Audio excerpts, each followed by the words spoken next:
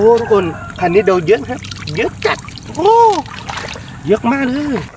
ว้าวโคตรเยอะจัดมาเพื่อนว้าวคำใหญ่ๆเลยนะคะ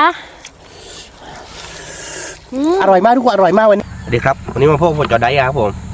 วันนี้ผมจะพาเพื่อไปดูกระดังที่ผมมาด่าไว้เมื่อคืนฮะกระดังกุ้งครับทุกคนไม่รู้ว่ากระดังกุ้งนึงมันจะได้หรือเปล่านะฮะแต่ว่ามันใส่ไว้หลายอังนะฮะทุกคนไปกันครับ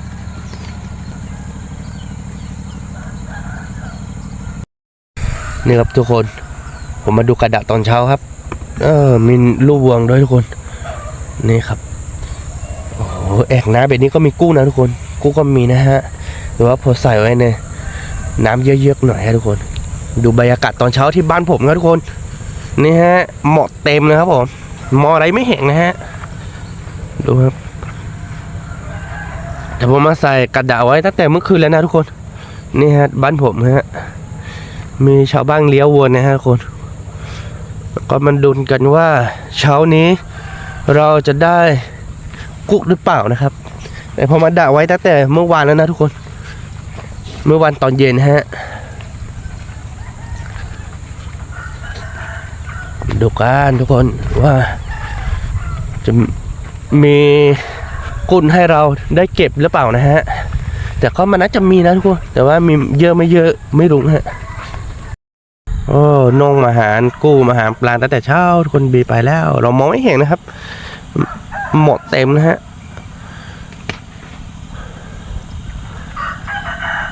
นี่มีน่องหรือว่าเป็ดผมไม่แน่ใจนะทุกคนเดี๋ยวจะไปดูกระดักกุ้งกันนะครับทุกคนเราไปดูกระดักกันฮะว่าจะได้หรือเปล่าครับโอ้น้ำเย็นมากนะครับผม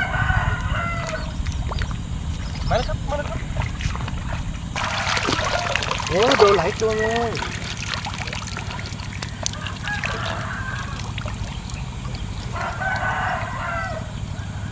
โดนหลายตัวนะครับทุกคนตัวไม่ได้ใหญ่ครับโดนหอยด้วยทุกคนเฮ้ยนี่เลยโดนปลังกระดิ่งตัวนี้ครับ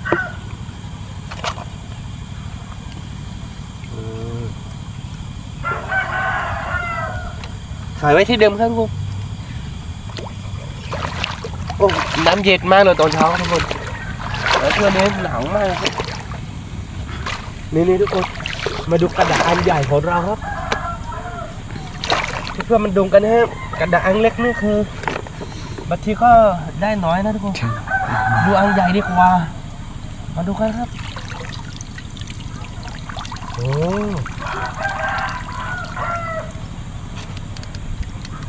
แล้วใช่เลยได้อยู่ทุกคน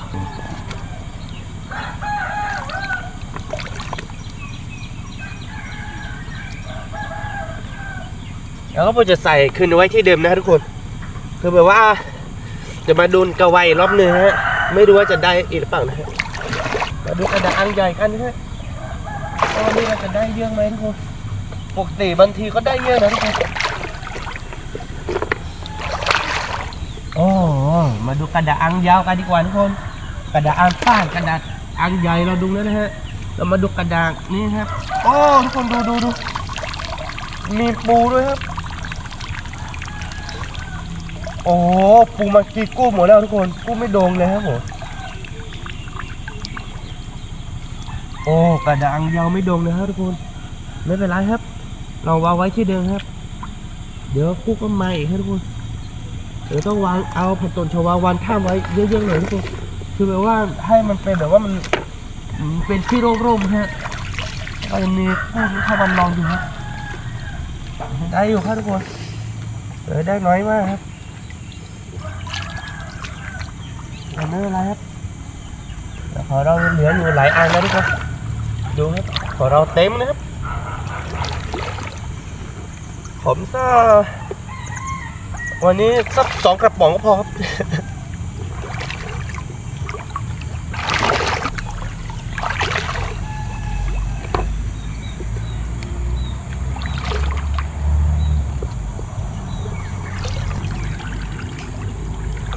ได้ไม่เยอะนะทุกคนเดี๋ยว อ่ะ โอ้ได้ปลาซักเกอร์ด้วยครับ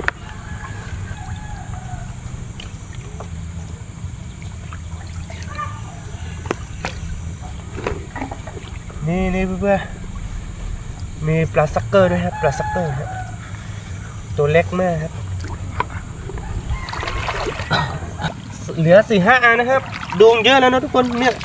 ทุกคนเราดูไปหลายอ่างนะครับ แต่ก็ได้อยู่นะครับทุกคนคือตอนนี้ยังเหลืออยู่ 4-5 อ่างนะฮะ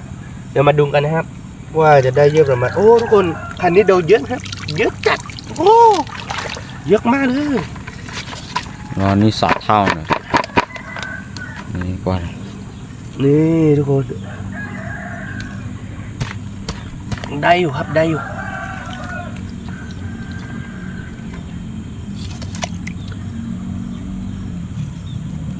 ถ้าได้เยอะนะเพื่อเราจะไปยำกุ้งเต้นกันยำกุ้งเต้นอร่อยนะคะทุกคนนี่ตอนนี้ก็ได้เยอะอยู่นะฮะตอนนี้เราดูยังไม่หมดนะทุกคน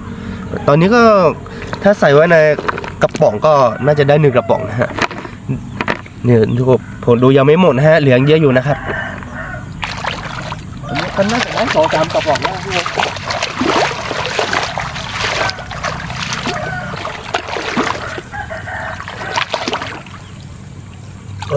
อันนี้ก็ดงเยอะเหมือนกันนะทุกคนหลายตัวนะครับ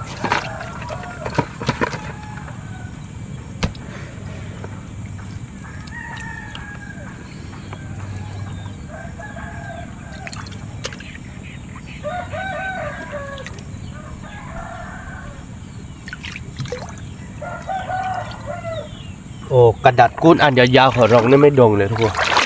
มาดูอันสั้นๆกันเหลืออยู่2-3 อันนะ2 อันนะ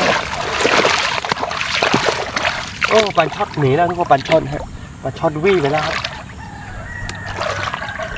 ที่นี่มีปลาช็อตเยอะทุกคนโอ้อันนี้ก็โดนเยอะทุกคนโอ้โดนปลาช็อตเกอร์ด้วยครับดูครับทุกคน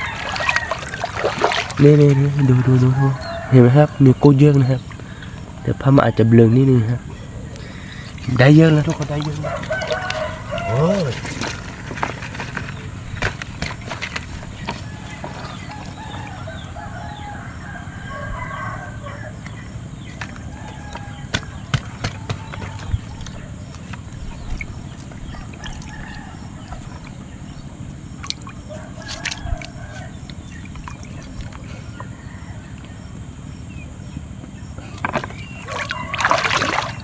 อันสุดท้ายทุกคนอันสุดท้ายของเราโอ้ปลาช่อนหนีไปแล้วทุกคนปลาช่อนมีเยอะเหมือนกันนะเนี่ยทุกคน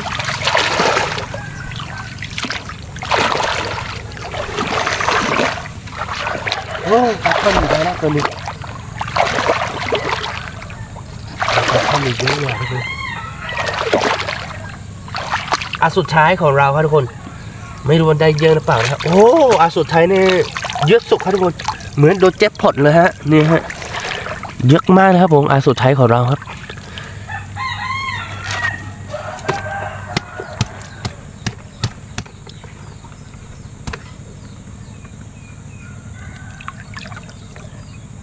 ก็บีอาหารกุ้งแบบนี้ทุกคนคือมันจะได้กลิ่นฮะแล้วก็ใส่ไว้ที่เดิมก็ได้ใส่ไปเลยภารกิจของเราเสร็จสิ้นทุกคนนี่ได้เยอะมากเห็นไหมครับปลาซักเกอร์นี่เราจะไม่เอานะทุกคนคือเราจะปล่อยฮะนี่เราได้เยอะมากทุกคนดูโอ้ได้กุ้งเยอะฮะเดี๋ยวเราไปทำกินกันนะครับทุกคนเราดูกันว่าเราจะทำเมนูอะไรครับเราไปกันแล้วครับผมนี่ครับทุกคนเช้านี้ผมได้กุ้งประมาณนี้นะครับเยอะอยู่นะทุกคนน่าจะได้ประมาณ2 กระป๋องได้นะครับเราก็จะไปยำกินให้เพื่อนๆกินกันนะครับเราไปดูกันนะครับผม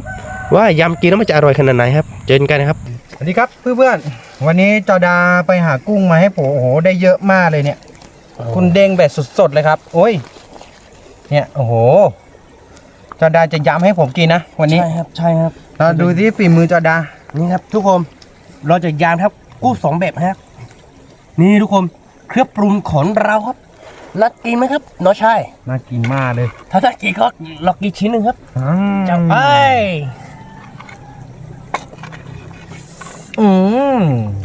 สุดยอดเลยใช่ไหมครับ สุดยอดมากเลย เราจะยำกุ้งกันนะครับ ทุกคนกุ้งเยอะมากๆนะครับนี่ครับทุกคนมากินกุ้งกันนะครับ แล้วก็ผมจะใส่เพิ่มนะฮะทุกคนนี่ เหม็นว่าหน่อย เยอะนะทุกคนไม่ใช่น้อยๆนะครับว้าวกุ้งเยอะจัดโอ้กุ้งกระโดดทุกคนกุ้งกระโดดกุ้งกระโดด หืม กุ้งกระโดดหลายตัวแล้ว คุณเด้งเลย กุ้งเต้งครับกุ้งเต้งฮะทุกคนควมแล้วนะฮะ ทำเลย นี่ใส่กระเทียมครับทุกคนกระเทียมใส่พริกนะใส่พริกตามแล้วก็ซิปพริกซอยครับ แล้วก็ใส่ว้าวว้าวอย่างนี้ใจเย็นๆใจเย็นๆตัวที่มันหนีก็มันจะได้ลงในแม่น้ำครับทุกคนตัวที่ไม่หนีก็คือ จะได้ลงในทะเลของเราครับโอ้โหดูพี่ใส่น้ำปั่นครับไม่ได้เยอะเกินไปนะครับ ใส่ผมนัวครับผมนัวครับใส่เยอะไหมครับน้องชาย ใส่ พอประมาณ ครับ ประมาณนี้ พอ โอเคมะนาวมะนาวนี่ขัดไม่ได้เลยน้องชายเพื่อความจี๊ดจ้างครับ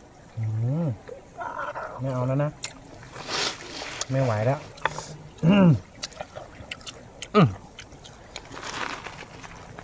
สุดยอดเลยนะชายมะนาวนี่พี่ไม่รู้นะหวานมาก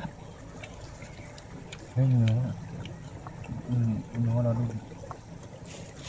ทิ้งอะไรนะเนื้อ เดี๋ยวเราต้องรีบกินนะ ก็ได้กินไม่อย่างนั้นหนีหมดครับทุกคนโอ้ ดูหมดเยอะแล้วอ่ะ โอ้กูไปแล้วทุกคนไม่เป็นไรถ้าไปไกลๆลงแม่น้ำก็ผมจะไม่จับนะทุกคนถ้าไปไม่ถึงแม่น้ำเนี่ยดงแน่ครับช้อนเอาช้อนให้พี่หน่อยมาเพื่อน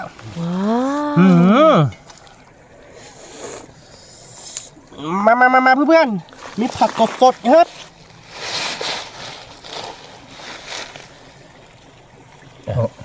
ที่เราเนี่ย กุ๊กกระดงครับกุ๊กกระดงอร่อยจังเลยทุกคนมันกียำกุ้งเต้นกันนะครับ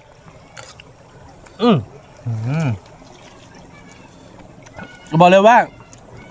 แจ๋วมากทุกคนแซมๆเผ็ดๆครับดูทุกคนยังเต้นอยู่นะครับ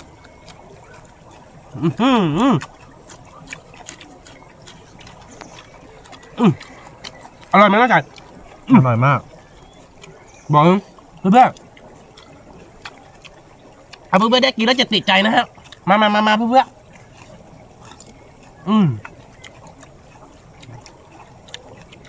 อะไรวะมาใหม่เนี่ย หลัดล่อน้ำลายไหลแล้วเพื่อน สักก้อนน้ำลายไหลแล้วทุกคน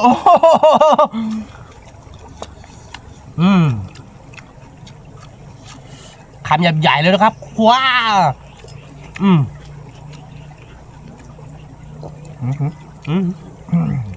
กูจะหนีครับกูจะหนีดูมาตะก้อนมากินด้วยกันมาครับไม่ต้องเกรงใจนะครับมาแล้วมาโอ้โหดูน้ำลายกล่องเลยเนี่ยมา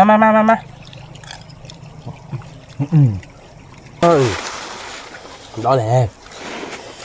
คำใหญ่ๆเลยนะคะ คำใหญ่ๆครับทุกคนเผ็ดมากแซ่บมากอร่อยมากน้องชาย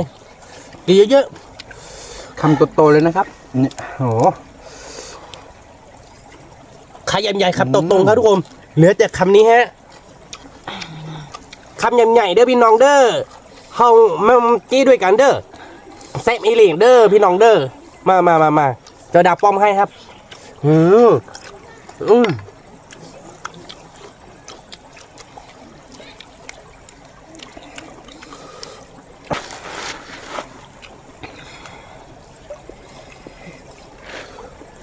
เผ็ดๆแซ่บๆเลยนะคะอร่อยมากผักหมดแล้ว ผ่านหมดแล้ว เหลือแต่กุ้ง เนี่ยแต่ก็ อืม อร่อยมาก เฮ้ยกินหมูเรียเนี่ยโหไปเก็บขันให้ครับทุกคนอร่อยแน่นอนครับดู คำใหญ่ๆเลยนะคะอร่อยมากทุกคนอร่อยมากวันนี้นี่ทุกคนคำใหญ่มากครับ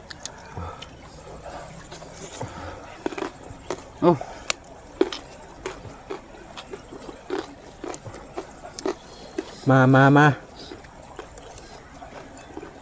ธรรมชาติเนี่ยอร่อยนะคะ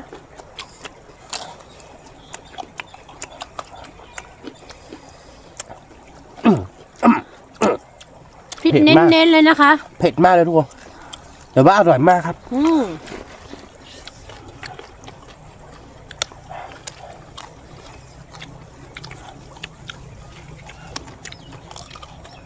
พริกเน้นๆนะครับทุกคน ทานสด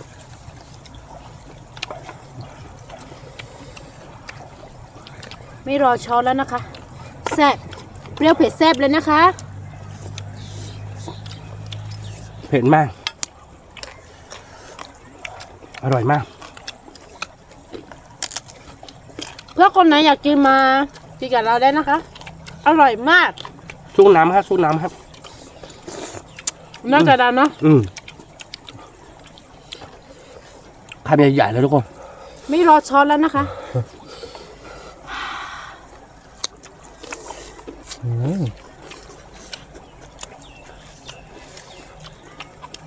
ผักหม่มจะคู่กับลูกมะเดื่อก็อร่อยเหมือนกันนะทุกคนลูกมะเดื่อกรอบๆครับ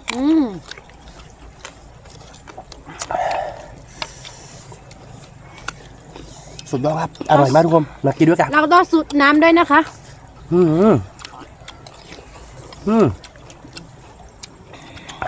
แล้วมากินรีคลอมเบดนี่อร่อยนะทุกคน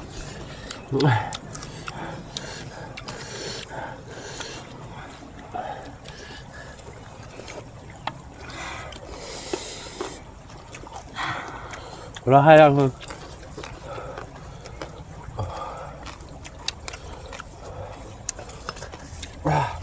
ผมก็จะร้องให้แล้วทุกคน เผ็ดแซ่บแบบนี้เราชอบค่ะ ที่เราให้ไม่ใช่เพราะอะไรครับ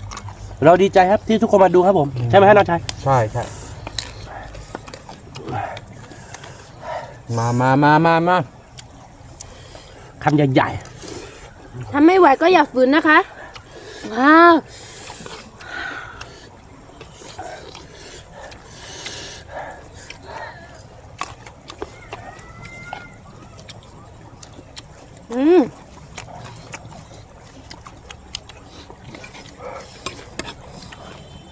ตักกล้อนี่สุดยอดมากเลยโอ้ขอมั่งเฮ้ยตักกล้อเบาๆหน่อย เปรี้ยวเผ็ดแซ่บ อร่อยมากทุกคนอร่อยมาก อร่อยมากค่ะ มอให้ตาก้อนนะครับผม เอามาตักกล้อ คำใหญ่ๆแล้วนะคะ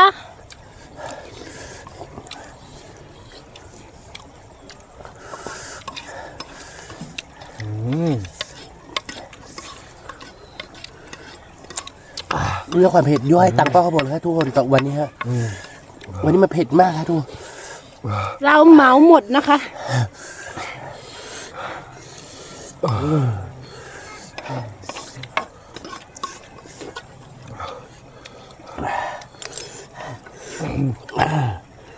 ตัวนี้ยังไม่ตายนะทุกคนเราจะปล่อยครับปล่อยลงไปในคลองครับ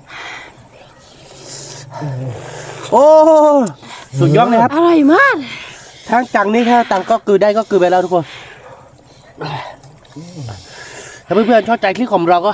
อย่าลืมกดไลค์กดแชร์นะครับผมที่สักคำอย่าลืมกดกระดิ่งเพื่อไม่พลาดคลิปใหม่ๆครับเจอกันคลิปวิดีโอหน้าครับผม สวัสดีค่ะ